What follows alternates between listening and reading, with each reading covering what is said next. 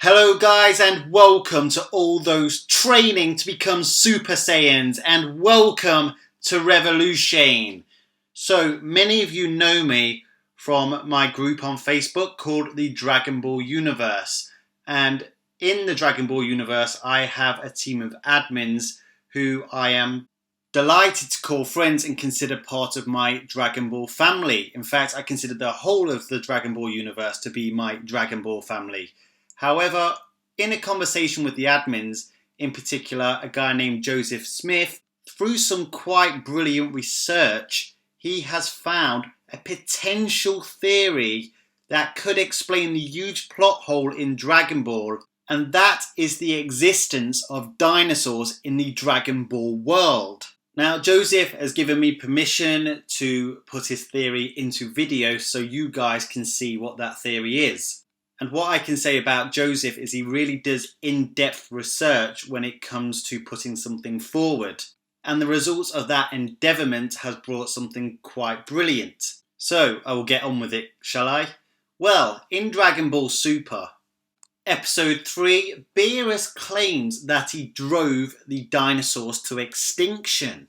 However, throughout the Dragon Ball franchise, we have seen dinosaur after dinosaur after dinosaur, including right up until episode 88, when Gohan and Piccolo cut off another poor dinosaur's tail and eat it, mirroring the occasion Gohan did the exact same thing whilst waiting for the Saiyans to arrive in Dragon Ball Z. So basically, this is a huge plot hole. Now, it is possible that Beerus was either lying, blowing it out of proportion, or just inadequately did the job.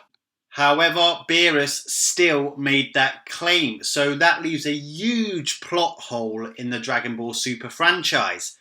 But there is a way it could be explained, and that is the main protagonist to Akira Toriyama's previous series, Dr. Slump. She is also a minor supporting character in the Dragon Ball manga, anime, and Dragon Ball Super. That, of course, being Arale. Now, Arale is from Penguin Village, which appears in the Dragon Ball manga when Goku is fighting Blue and acquires Arale's help. But Penguin Village is quite a peculiar place, and Arale isn't the only crazy thing about Penguin Village. The village has living mountains. Now, Penguin Village is hard to explain. It will never make sense no matter what way you put it, but it is kind of like a different dimension that has some connection to the Dragon Ball world. So on the note that it's kind of a different dimension, it also has real world places like North America, South America and Africa, whereas the Dragon Ball world we know doesn't have those.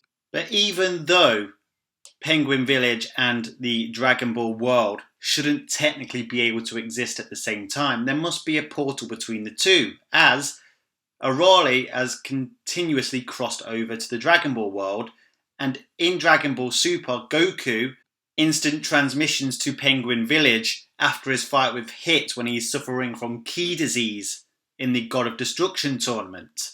It really is a bizarre place, but at the end of the day, Arale has appeared in both Dragon Ball and Dragon Ball Super. So there is clearly a link between the two. How they coexist is unknown. That is possibly only in Akira Toriyama's head, but they can cross over even though it makes no sense. Which ultimately makes what I am about to explain possible.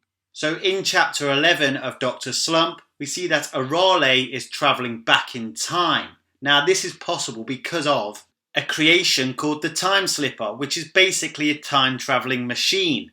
And Arale with her friends goes back into the prehistoric times. In the Dr. Slump chapter, Hello Moon, it is explained why dinosaurs coexist with humans in the Dragon world. When Arale travelled back to the prehistoric ages, she saved a vast number of dinosaurs and other prehistoric creatures from mass extinction when she pushes a falling meteorite back into space. This also resulted in the creation of Earth's moon in the Dragon world.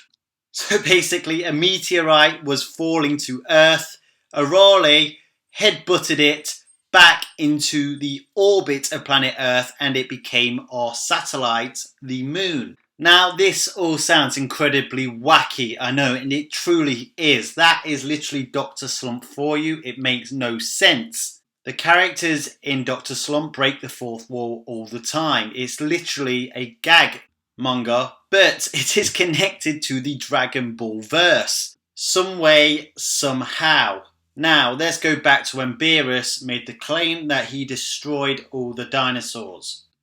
What we propose is that basically Beerus, unlike his usual self, he didn't want to actually destroy the planet. He just wanted to teach those boorish dinosaurs a lesson and pretty much make them extinct.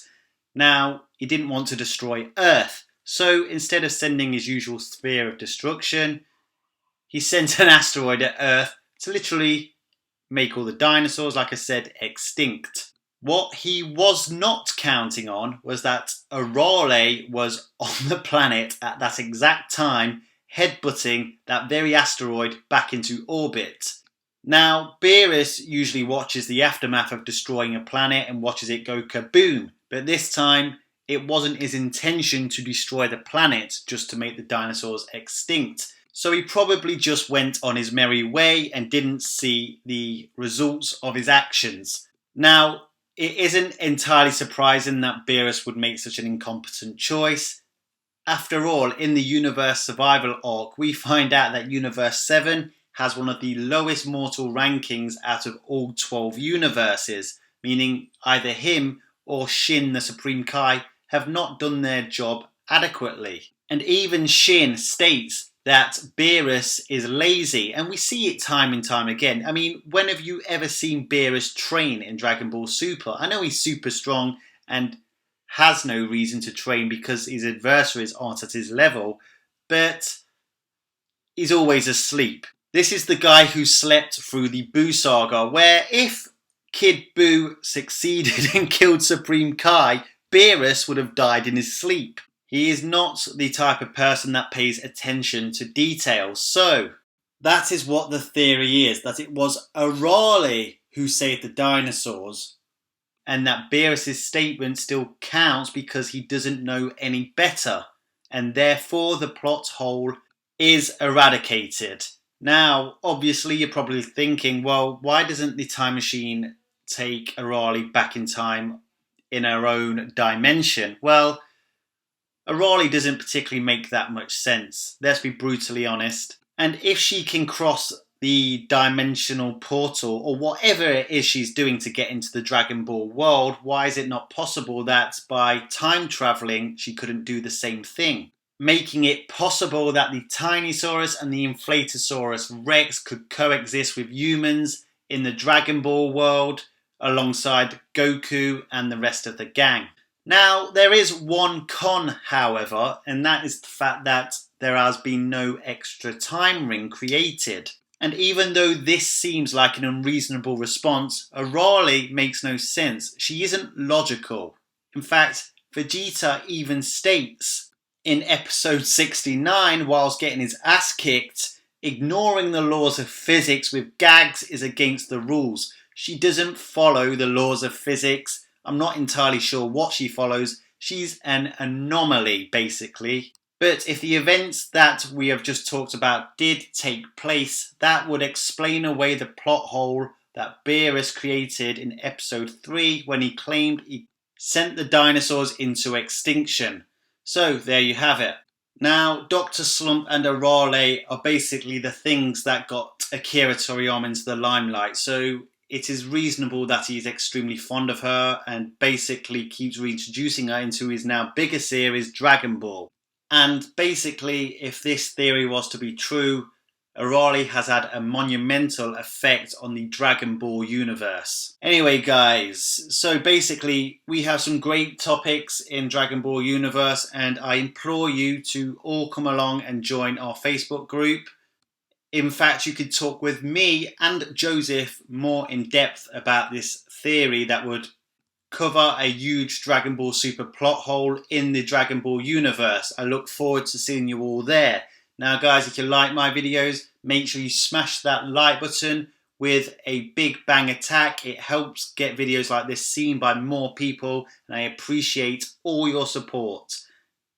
If you haven't subscribed yet, make sure you subscribe, guys. That subscribe button is like the Zeno button. As soon as you press that subscribe button, all my latest content comes straight to your account as soon as it's released. I have a great library full of a wide range of topics on Dragon Ball that I'm sure you'll find something that you enjoy. And remember one very important final message. If you stay calm in any situation, you will never ever become a Super Saiyan. Hello guys, thump that face in the top left corner to subscribe to my channel and get all my content to your account as soon as it's released. And here are some more videos for you to enjoy from my channel and library.